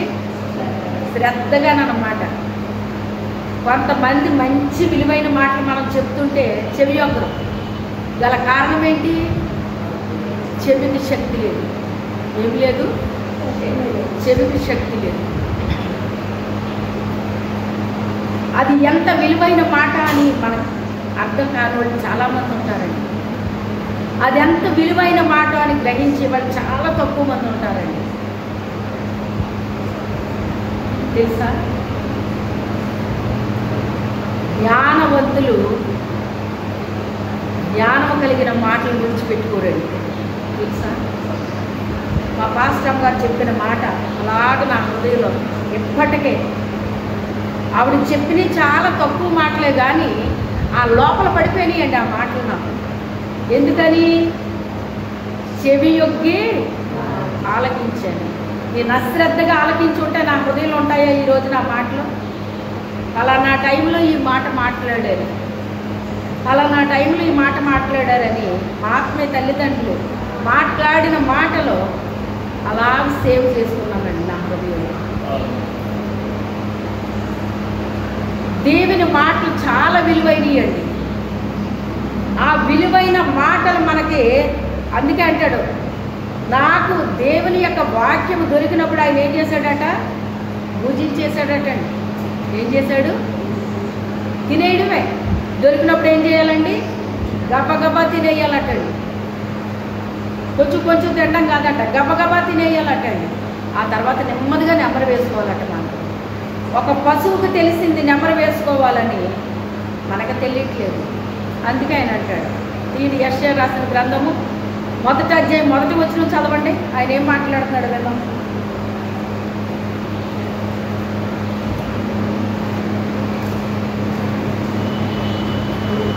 యెహోవా మాట్లాడుతున్నాడు, ఆకాశము ఆలకించును, భూమి చెవియొగ్గు. ఆకాశము ఆలకించి భూమి చెవియొగ్గి అన్నాడంటే ఆకాశము భూమి దేవుని యొక్క సృష్టి కాదా? చెప్పండి. అంటే ఎవరితో చెప్పుకుంటున్నాడు తన బాధ? ఆయన నోటి మాటతో చేసిన సృష్టితో చెప్పుకుంటున్నాడండి తన గుండెల్లో ఉన్న బాధ. ఆకాశమా ఆలకించు, భూమి చెవియొగ్గు. నేను పిల్లలను పెంచి నేను పిల్లలు పెంచాను, గొప్పవారిగా చేసి వాళ్ళని గొప్ప వాళ్ళగా చేశాను. వారు నా మీద తిరుగుబడి ఉన్నారు. వాళ్ళు ఏం చేస్తారు? ఈ రోజుని తిరుగుబాటు చేస్తున్నారు నా మీద. మీ బిడ్డలు మీ మీద తిరుగుబాటు చేస్తే నాకు చాలా ఆనందం అనిపిస్తుందండి. అంటారా మీరు? చెంప చెల్లి అనిపించాలనిపిస్తుంది మీరు. అవునా కదా? మరి ఆయన అలా చేస్తే మనల్ని ఏమైపోతాం? మనం ఎన్నిసార్లు తిరుగుబాటు చేయట్లేదు? ఇదే మాట సమూయేలు గారు రాస్తున్నాడు. సమూయేలు రాసిన గ్రంథంలోని తిరుగుబాటు అనేటువంటిదంట సోది చెప్పుట అని పాపముతో సమానం అంటున్నాడు ఆయన. చెప్పవులేవే సోది, సోది కబుర్లు చెప్పక నాకు అంటారు. సోది కబుర్లు అంటే దయ్యము పట్టిన వాళ్ళు ఏం చేస్తారు? మా చిన్నప్పుడు అలాగే చేసేవారండి. సోది చెప్తాను అంటే బొట్టలు ఎంత బొట్టలు పట్టుకుని వచ్చేవారు వాళ్ళు. కొంతమందికి చాలా ఇష్టం. ఆమె ఏంటో కర్రచ్చుకొని చేట్లో బియ్యం వేయమనేది, ఆ బియ్యాన్ని ఇలాగేలా తిప్పుతూ ఉండేది. మా ఇంటి దగ్గర ఆవిడ బాగా ఇష్టమండి. మా వాళ్ళు ఎవరు చెప్పించుకునేవారు కాదు, కానీ ఆమె 3 వీకులు అంటే వచ్చాక వాళ్ళ మీదకి వచ్చేస్తుందట ఆత్మ. వచ్చేసి 7 విషయాలన్నీ చెప్పుద్దంటండి. 7 విషయాలన్నీ చెప్తుందంట. ఆ రీతిగా డబ్బులు ఇచ్చి కానీ బియ్యం పెట్టి కానీ సోది చెప్పించుకునేవారు అన్నమాట. ఆ మీదకి ఒక దురాత్మ వస్తుంది అన్నమాట అండి. ఆ దురాత్మ 7 విషయాలు చెప్తూ ఉంటుంది అన్నమాట. వీళ్ళు అనుకుంటారు చచ్చిపోయిన వాళ్ళు వచ్చేసారు, వాళ్ళు మాట్లాడుతున్నారు నాకు అనుకుంటూ వీళ్ళ భ్రమలో బతికేసేవారు అనమాట. దేవుని నామానికి స్తోత్రం. ఈ రోజున చాలామంది ప్రభువులోకి వచ్చిన తర్వాత ఆ సోదరులు మానేశారండి. హల్లెలూయా. ఇంకా కొన్ని జరుగుతున్నాయండి. నేను కళ్ళారా చూసిన విషయం ఏంటంటే, చూడండి, ఎవరన్నా చనిపోయినప్పుడు ఆ కార్యక్రమం రోజు ఉంటారు కదా, ఆ రోజు ప్రార్థన పెడతారండి, ప్రార్థన జరుగుతుంది, అన్నీ అయిపోతాయండి. అయిపోయిన తర్వాత ఏంటో కొన్ని చేస్తారండి వాళ్ళు. మరి అవి ఏంటో నేను చూడలేదు, కానీ అవన్నీ నాకు ఇంట్రెస్ట్ ఉండవండి. ఎందుకంటే మరి మన వాళ్ళు ఎవరైనా అలాగైనప్పుడు మరి మనం వెళ్ళాలి కదా, వాటికి అటెండ్ అవ్వాలి కదండి. ఆ ప్రార్థనకు అటెండ్ అవుతాను, నాకు సమయం వేస్తే నేను వాళ్ళ గురించి మాట్లాడమంటే మాట్లాడతాను, వాటిని చెప్పమంటే వాటిని చెప్తాను, ఏది ఇస్తారు చేస్తానండి. అంతేగాని వేరే ఆటల్లో నేను పాల్గొన్నాను. ఎవరినో కూర్చోబెడతారు అనుకుంటా, నేను చూడలేదు అంటున్నాను కదండి, వెంటనే తప్ప నేను చూడలేదు. కూర్చోబెట్టి వాళ్ళకి ఇష్టమైన పదార్థం ఏదో పెట్టి, అప్పుడు మీ నాన్న పిలువు అని చెప్తున్నారండి ఆ పిల్లలకి. మరి పిల్లోడు నేను చూడలేదు, కానీ నేను వింటున్నాను అనమాట, నేను భోజనం చేస్తూ వింటున్నాను అనమాట. అంటే ఆ పిల్లలు భయపడిపోతున్నట్టున్నారు. అలా భయపడుకు మీ నాన్న వచ్చేస్తాడు, మీ నాన్న వచ్చేసి మీ నాన్న మాట్లాడతాడు మీతోని అని చెప్తున్నారు. ఏంటి ఇప్పుడే కదా ప్రార్థన పెట్టారు, ఎక్కడ ప్రార్థన పెట్టారు, ఇదంతా బాగానే జరిగింది, మళ్ళీ ఎక్కడ ఈత కన్వేంటి. అప్పుడు వాళ్ళ నాన్న వచ్చేసాడు అని కొంతమంది చెప్తుంటారు అక్కడ చూసి. ఇంకా బాబాయ్ మనం ఇలాంటివి అందించుకోకూడదు మనకి అని చెప్పేసి నెమ్మదిగా భోజనం చేసి నేను వెళ్తాను, వాళ్ళలో చెప్పండి అని చెప్పేసి నేను వచ్చేసి కారెక్కి నేను వచ్చేసాను అన్నమాట. కొన్ని ఏం చేయకూడదు, మనం అంటించుకోకూడదు. ఏం చేయకూడదు, అంటించుకోకూడదు. చేతులు పెట్టకూడదు ఆటలతో. మనం వేలు పెట్టొద్దు అంటారు కదా, వేలు పెట్టకూడదు మనం అలాంటి ఆటలు. ఎందుకు పెట్టకూడదు? మనం ఎవరు పెట్టలేమే, దేవుని పెట్టలేమని చెప్పడమే కాదండి, దేవుని బిడ్డలాగే మనం జీవించాలి. మరి ఆయన లోకంలో లేడా, జీవించలేదా, తిరగలేదా, వేలు పెట్టాడా ఎందులో అన్నానే? ఆయన ఎలాగ జీవించాడో ఆయన జీవించిన ప్రకారంగా మనం కూడా పెళ్ళికి వెళ్ళాడో లేదా, ఆయన పిలిచారా లేదా, శిష్యులు పిలిచారా లేదా, వీళ్ళంతా కలిసి వెళ్ళారా లేదా, అంటే పెళ్ళి ఎలా జరుగుతుందో ఆ ఎంజాయ్ చేయడానికి వెళ్ళారా వీళ్ళు. అక్కడ దేవునికి మహిమకరమైన కార్యం ఒకటి అక్కడ జరగబోతుంది. అందుకు ఆ పెళ్ళికి వెళ్తారు. అంతే తప్ప వాళ్ళు ఎలా తలంబరాలు వేసుకుంటున్నారు, ఏం వేసుకుంటున్నారు అవి చూడటానికి వెళ్ళలేదా?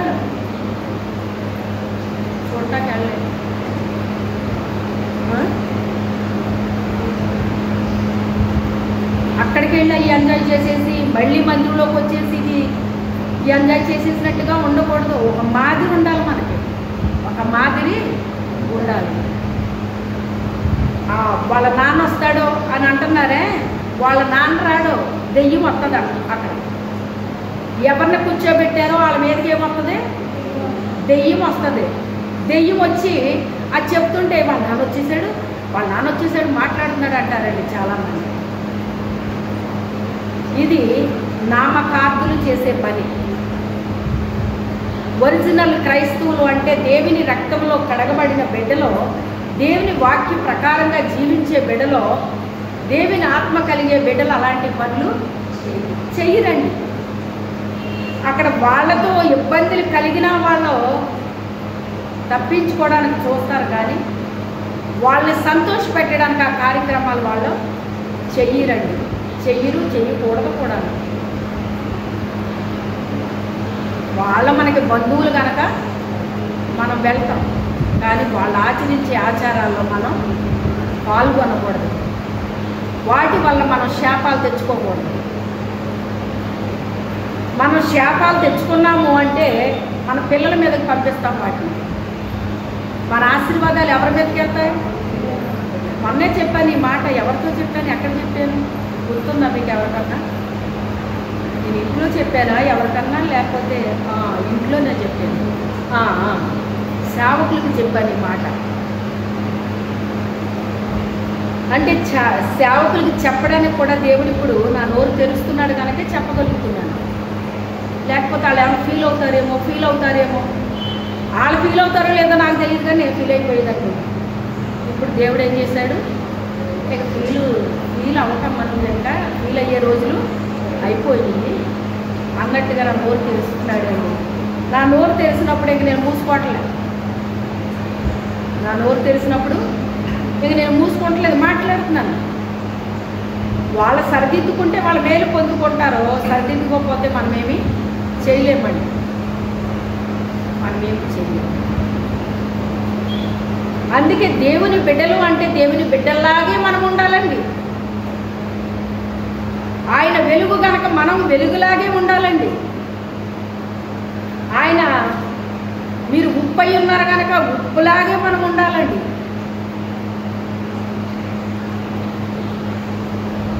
ఆ తర్వాత వాళ్ళకి ఫోన్ చేస్తే వాళ్ళకి ఫోన్ చేశాను, రమ్మని పిలుద్దామని ఫోన్ చేస్తే ఫోన్ తీయలేదండి. 3-4 సార్లు చేశాను, తీయలేదు, మానేశాను.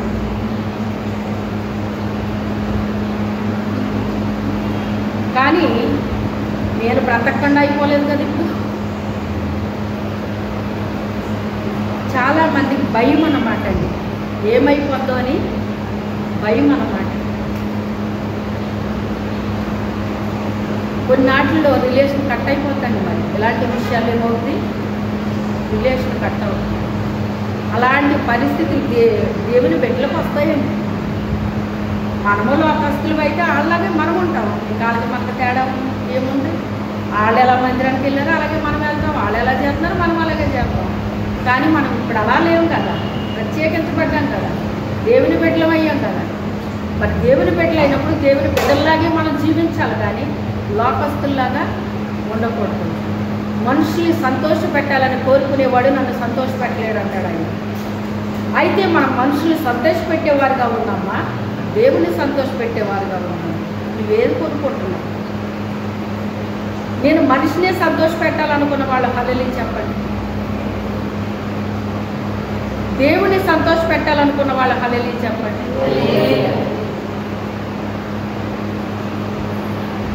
మరి దేవుని సంతోషపెట్టాలంటే కటింగ్లు ఉంటాయి, పర్వాలేదా? దేవుని స్తోత్రం. మీరు అంత బలంగా ఉండేది నేనే చాలా సంతోషపడతాను.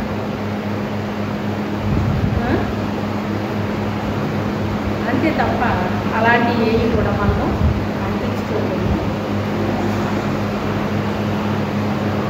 తెలిసి చేయకూడదండి ఆ పని. తెలియనప్పుడు ఏదో అయిపోయింది. తెలిసిన తర్వాత దేవుడు మనకి తెలియచెప్పిన తర్వాత మనం వెళ్ళి వాటిని అంటించుకోకూడదు. ఎంతవరకు మనం ఉండాలో అంతవరకే మనం అక్కడ ఉండి నువ్వేం చేయాలనుకుంటున్నావు అక్కడ చేసి నువ్వు జాగ్రత్తగా అక్కడి నుంచి రావాలి. ఇలాగ చెప్పుకుంటూ పోతే చాలా ఉంటాయండి, చెప్పుకుంటూ పోతే చాలా ఉంటాయి. కానీ ఈరోజు దేవుడు మనకి చెప్పే విషయం ఏంటండి, ఆయన మనల్ని దర్శించినప్పుడు మొత్తం ఏం చెప్పాడు ఆయన? కట్టబడిన వాటిని విప్పాలి. విప్పితేనే కాదు, తోలుకుని రమ్మన్నాడు. తోమి కడిగేసి తోలుకుని రమ్మన్నాడు. తోలుకుని వస్తే అప్పుడు ఆయన ఉపయోగించుకుంటానన్నాడు. ఉపయోగించుకున్న తర్వాత దానికి ఘనత వస్తుంది అన్నాడు. ఘనత పొందిన మరి ఆ గాడిదంత ఘనత పొందడం చిరాకేసేసింది వాళ్ళకి. చిరాకేసేసి వాళ్ళు నోరు మీయమని చెప్పి అన్నారు అన్నమాట. వాళ్ళు నోరు మీయమని ఆయన అన్నాడండి? అనలేదు, అనలేదు. కానీ మీరు మూసుకోండి అని ఇండైరెక్ట్గా చెప్పాడు అనమాట. వాళ్ళ మీరు మూసుకోండి అని చెప్పాడు అనమాట.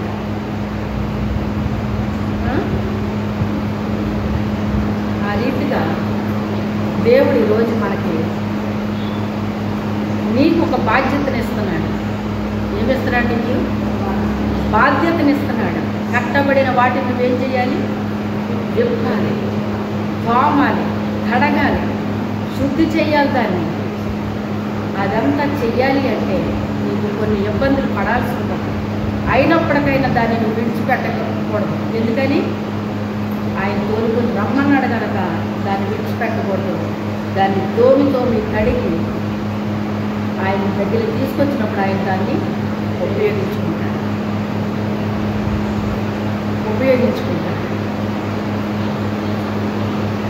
దేవునికి లోబడమని చెప్పాడు. రెండో మాట ఏం చెప్పాడు ఆయన? లోబడమని చెప్పాడు. తిరుగుబాటు చేయుట సోది చెప్పుటయను పాపముతో సమానం అన్నాడు ఆయన. ఆకాశం ఆలకించు, భూమి చెవి యొగ్గు. నేను పిల్లలను పెంచి పెద్దవారిగా కూడా కాదు, గొప్పవారిగా చేశాను అన్నాడు ఆయన. హల్లెలూయా. మనల్ని ఎలా చేశాడంట ఆయన? గొప్పవారిగా చేశాడంట. గొప్పవారం అయిపోయిన తర్వాత దేవుడిని మనం ఏం చేయకూడదు? విడిచిపెట్టకూడదు. ఎంత గొప్పవాళ్ళం అవుతున్నామో అంతకంటే ఎక్కువ భయంతో మనం నింపబడాలి. నన్ను ఇలా చేసింది నా దేవుడే అని చెప్పేసి మనకేముండాలి? ఒక కృతజ్ఞత, దేవుడంటే ఒక భయము, ఒక గౌరవం, ఇవన్నీ మనము కలిగి ఉండాలండి. దేవుడిని గణపరిచే బిడ్డలుగా, భయంపరిచే బిడ్డలుగా, దేవునికి లోబడే బిడ్డలుగా, విధేయత చూపించే బిడ్డలుగా, ఆయన ఈ లోకంలో ఉన్నప్పుడు ఎలా జీవించారో మనము కూడా ఈ లోకంలో జీవించేటట్టుగా దేవునికి ఎప్పుడు కూడా ఎదురు తిరిగే వారిగా మనము ఉండకూడదు. ఇంకొక మాట ఉంటుంది, అది ఒక్కటే చదివేయండి. వాటిని గొప్పవారిగా చేస్తాను.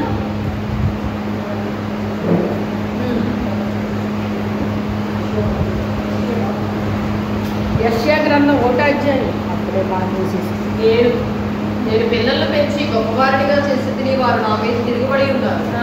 ఎద్దు తన కామందులు, గాడిద సంతమని దొడ్డి తెలుసుకున్నారు. చాలు. ఎద్దుకి ఏం తెలుసట? తన కామందులు అంటే తన యజమానుడు తెలుసు అంటండి. ఎద్దుకి తన యజమాని ఎవరో తెలుసటండి. గాడిదకి సంతమని దొడ్డి తెలుసు, సొంతమైన దొడ్డి తెలుసు అంటండి దానికి. ఇశ్రాయేలుకు తెలియలేదు, కానీ ఇశ్రాయేలుకి తెలివి లేదు. నా జనులు యోచింపరు. నా జనులు యోచింపరు. ఎంత బాధతో ఆయన ఒక భూమితో ఆకాశంతో చెప్పుకుంటున్నాడంటే మీరు ఆలోచించండి. ఈ రోజున నిన్ను కూర్చి నీ ప్రభు సంతోషిస్తున్నాడా? దుఃఖపడుతున్నాడా? తన బాధను ఎవరికన్నా చెప్పుకుంటున్నాడా? ఆలోచించండి మీరు. నేను పిల్లల్ని పెంచి గొప్పవాళ్ళగా చేస్తే వాళ్ళు నా మీద తిరగబడిపోతున్నారు. ఎద్దుకి తన కామందు తెలుస్తున్నాడు, తన యజమానుడు తెలుస్తున్నాడు. ఎద్దుని పొలము దున్నడానికి తీసుకెళ్తాడండి యజమాని.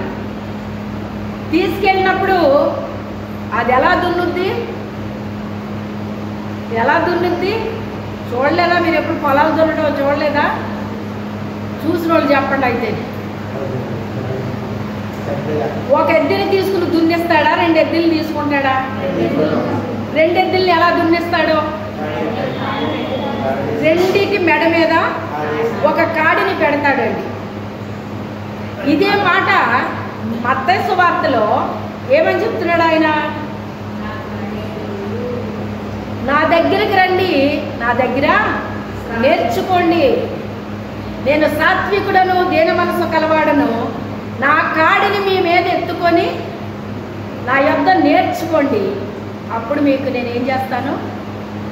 మీ ప్రాణాలకి విశ్రాంతినిస్తాను. నా ప్రాణానికి అసలు నెమ్మది లేదండి బాబు. వీళ్ళు ఎక్కడ దొరికారో కానీ నా ప్రాణానికే, లేకపోతే ఏదో ఒకటి, ఈ పని వల్ల నా ప్రాణానికి నెమ్మది లేదండి, లేకపోతే వీళ్ళ వల్ల నాకు నెమ్మది లేదండి. నా ప్రాణానికి ఏమి లేదు, నెమ్మది లేదు. కానీ ఆయన ఏమంటున్నాడు? నేనిస్తాను, నీ ప్రాణానికి విశ్రాంతిని నేనిస్తాను. నా దగ్గరికి రా, ప్రయాసపడి భారము మోసుకున్న సమస్త జనులారా నా దగ్గరికి రండి, నేను మీ ప్రాణాలకి విశ్రాంతిని కలుగు చేస్తాను. ఎప్పుడు ఇస్తాడంట విశ్రాంతి? దేవుడి దగ్గర కూర్చొని విశ్రాంతి ఇస్తాడంట. ఆనుకుని వచ్చి కూర్చుని 4 పాటలు పాడేసి కొంచెం వాక్యం చెప్తే వినేసి కల్పించేసి వెళ్ళిపోతే విశ్రాంతి వస్తుందా మన ప్రాణానికి? చెప్పండి, వస్తుందా? మరి ఎప్పుడు వస్తుంది? ఆయన కాడెత్తుకోవాలంట. మొదట నా కాడి సులువుగాను నా భారము తేలికగా ఉంటుంది. చూస్తే భయం వేస్తుంది, అది మీరు ఎత్తుకుంటే తేలికగా ఉంటుంది. చూసి ఏం చేస్తాం మనం చాలాసార్లు, బాబోయ్ ఇది నా వల్ల కాదు, బాబోయ్ నా వల్ల కాదు, నా వల్ల కాదు. భయం భయం భయం భయం. సాతానుడు మనకు భయాన్ని పుట్టిస్తూ ఉంటాడు. అది నువ్వు చేయలేవు, అది నీ వల్ల కాదు, అది చిన్న విషయం అనుకుంటున్నావేంటి? అలాగా ఎలాగని మనం భయపెట్టేస్తా ఉంటాడు అన్నమాట. కానీ ఆయన అంటాడు కదా, నా దగ్గరికి రండి, నా కాడెత్తుకోండి, నేను దీన మనసు కలవాడిని, సాత్వికుడు, నా కాడి మీరు ఎత్తుకుంటే అది ఎలా ఉంటుంది? సులువుగా ఉంటుంది. ఏంటి ఇంత సులువా అనిపిస్తుంది మీకు. తర్వాత ఎలా ఉంటుందంట? ఏంటి ఇంత తేలిక ఉంటుందా? నేను చాలా బరువు ఉంటుంది అనుకున్నాను, ఇంత తేలిగ్గా ఉంటుందా ఇది? ఎప్పుడు తెలిసింది ఇది? ఆయన దగ్గరికి వచ్చాక, ఆయనకు లోబడి విధేయత చూపించి ఆయన దగ్గర నేర్చుకున్నాక, ఆయన కాడెత్తుకుని నేర్చుకుంటే అప్పుడు అవన్నీ ఏమైపోయినాయి అంట?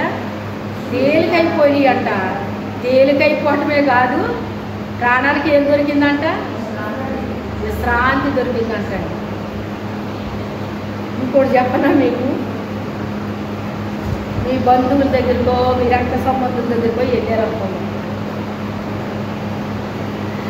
మీరు వెళ్ళిన తర్వాత ఏకరువుగా చెప్తారు మీకు అన్న, ఏమైనా పరిస్థితిలో ఉండే, ఆ పెద్దోడు ఎలా ఉన్నాడే, ఈ చిన్నోడు ఎలా ఉన్నాడు, ఆ పిల్ల ఎలా ఉండే, ఈ పిల్ల ఎలా ఉండే, ఆడి బ్రతుకు బాగాలేదు, ఈ పిల్ల బ్రతుకు బాగాలేదు, అది అలాగా నీకు పిచ్చెక్కిపోద్ది అనమాట. ఏమైపోద్ది నీకు?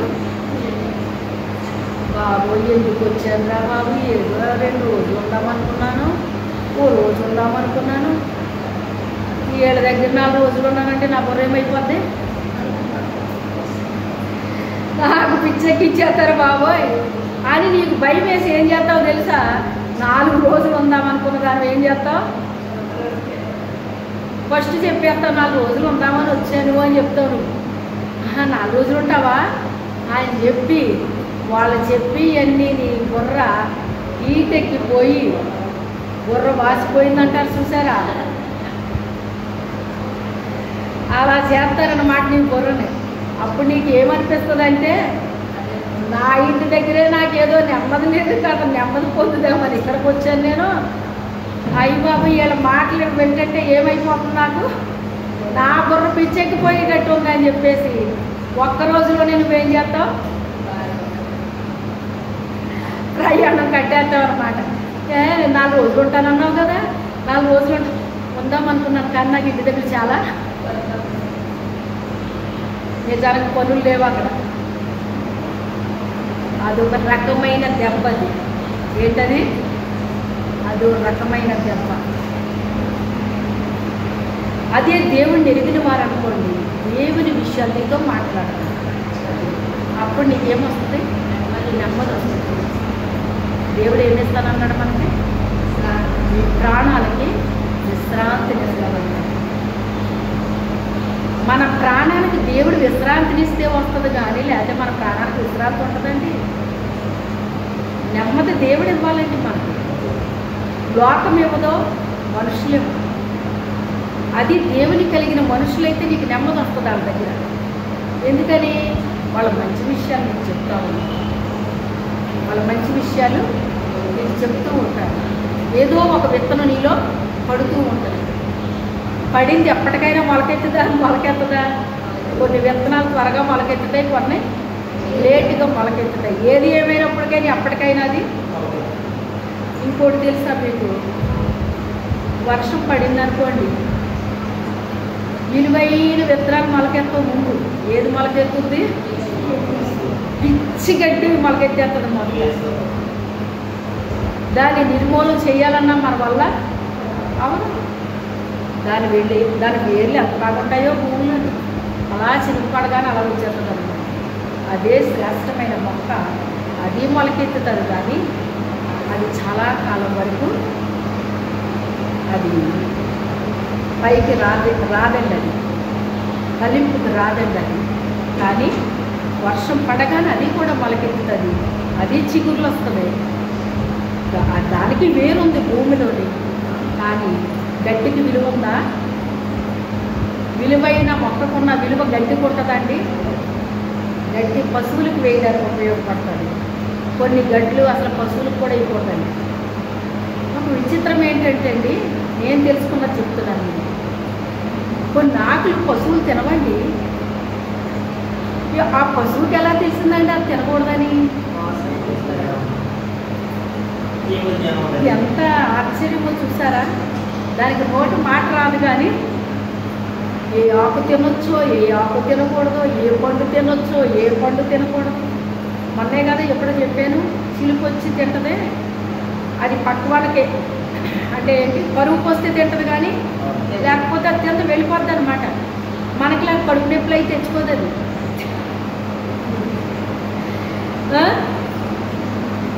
మోసం సై పట్టించుకోదు అది. అమ్మో ఇది ఎంత ఇది తయారవలేదు, ఇది తినకూడదు, తిన్నానంటే నాకేమొస్తుంది ఇప్పుడు? మళ్ళీ ఇంకో చెట్టు మీద తిరిగిపోద్దు, ఇంకో చెట్టు మీద తిరిగిపోద్దు, ఇంకో చెట్టు మీద అలా తిరుగుతూనే ఉండదండి. మనకిలాగా ఒళ్ళు రావటం, ఒళ్ళు తగ్గిపోవటం, కొవ్వు పట్టడం, కొవ్వు తగ్గిపోవటం ఏమైనా ఉంటుందా? ఉదయం లేచి సాయంత్రం వరకు అలా ఎగురుతూ ఉంటుంది, వాళ్తూ ఉంటుంది, తింటూ ఉంటుంది. ఎప్పుడు దానికి ఒళ్ళు వచ్చినట్టు ఉంటుంది. ఎగురులేని చిలుకని తేలినన్నా చూసారా? ఎగరలేని కాకిని చూసారా?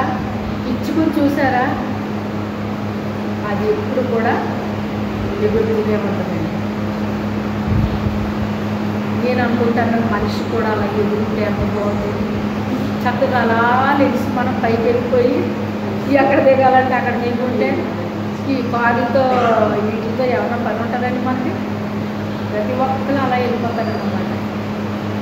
ఈ పక్షులకి ఎంత హ్యాపీ జీవితం అని ఎక్కువ చిన్నప్పుడు అనుకునేదానండి. ఇలాగా స్కూల్కి వెళ్తూ నడుస్తూ ఆ పక్షులు చూస్తూ ఈ పక్షుల జీవితం లైఫ్ ఎంత బాగుంది. అలాగ ఆకాశంలో తిరుగుతూ ఉంటాయి. నేను ఈ పక్షిలాగా ఉంటే ఎంత బాగుండేది అని అనిపించేది అన్నమాట. వాటి లైఫ్ ఎంతో మంచిదని. ఆ పక్షులు అనుకుంటాయి వీళ్ళని అయ్యో చక్కగా ఎక్కడికి తిరగకుండా ఇంట్లో కూర్చుని తింటారేలో, చక్కగా ఉడుకుని తింటారేలో, మేమేంటో ఇలాగా చెట్ల మీదకి ఎగురుతూ తింటూ ఇలా ఉండాలి మేము, ఈ మనుషులు ఎంత మంచిదో అని అవి అనుకుంటాయేమో. మరి నేను అనుకుంటున్నా సుమా, ఇది కరెక్టో కాదో నాకు తెలియదు, కానీ దేవుడు అయితే అన్నాడు. ఏమన్నాడు ఆయన? పక్షుల కంటే మీరు మనల్ని ఎలా చేసేటట్టు ఆయన శ్రేష్టంగా చేసేటట్టు, శ్రేష్టంగా చేసేటట్టు. శ్రేష్టంగా చేస్తే మన బుద్ధి గట్టి తినేస్తున్నాం అన్నమాట. ఏం చేస్తుంది? బుద్ధిమంతుల్లో ఉండండి అని మనల్ని చెప్తే దేవుడు మన బుద్ధి ఏం చేస్తుంది? గట్టి తింటూ ఉంటున్నాం. దేవుడు మీరు తిరగబడుతున్నారట. దేవుడు చెప్పిన మాట వెంటనే తమ యజమాని ఎవరో గ్రహించలేకపోతున్నారు. వాళ్ళ దొడ్డేదో వాళ్ళకి తెలియట్లేదు అని సృష్టితో చెప్పి ఆయన ఏం చేస్తున్నాడో బాధపడుతున్నాడు. ఈ రోజున మనం తీసుకోవాల్సింది ఏంటి అంటే, నన్ను కూర్చి నా దేవుడు సంతోషించాలి, ఆనందించాలి, కానీ నా వాళ్ళు ఎప్పుడూ కూడా ఆయన బాధపడకూడదు అనేటువంటిది మనం తీసుకుందాం. ప్రార్థన చేసుకుందాం. మోకరించండి. మీలో ప్రేరేపించబడిన వారు అప్పుడు వచ్చి ప్రార్థన చేయండి.